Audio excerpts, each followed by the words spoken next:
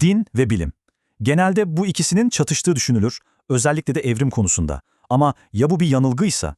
İnanç mı, evrim mi? Gerçekten seçmek zorunda mıyız? Sanki biri varsa diğeri olamaz gibi bir durum var, değil mi? Karşımıza genelde iki yol konuluyor. Ya inancını koru, bilimi boş ver ya da tam tersi. Bilimi seç, inancı unut. Peki ya bu seçenekler aslında bir tuzaksa?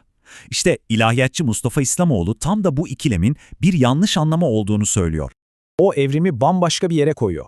Ona göre evrim, Tanrı'nın doğadaki yasalarından biri, yani sünnetullah. Yani evrim inanılacak bir dogma değil, bilinecek bir olgu. Bir inanç konusu değil, bilimin konusu. Bu mantıkla bakınca Kur'an ve doğa aynı yazarın iki farklı kitabı gibidir. Birbiriyle çelişemezler. Ama diyeceksiniz ki, kün feyekün ne olacak? Hani o meşhur ol, der ve olur ifadesi? İslamoğlu'na göre o çeviri tam doğru değil. Oldu bitti değil, olma sürecine girer demek. Yani anlık değil, süreçsel.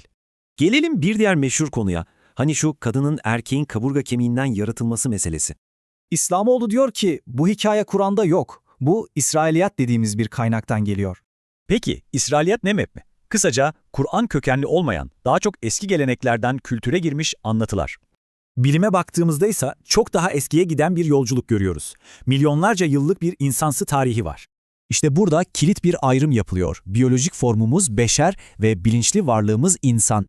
Beşerden insana geçiş ise o meşhur ruh üflenmesiyle oluyor. Yani bilinç, akıl ve iradenin verilmesiyle. Yani Adem ilk biyolojik varlık değil, ahlaki sorumluluk yüklenen ilk insan.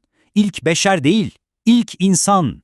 İşte bu üçüncü yol fikri Türkiye'de hem gençleri hem de akademiyi bayağı bir etkiledi diyebiliriz. Ona göre bütün mesele evrimi kabul edersen imanın gider tuzağına düşmemek. Asıl tuzağın bu olduğunu söylüyor. Belki de sormamız gereken soru yaratılış mı, evrim mi değil?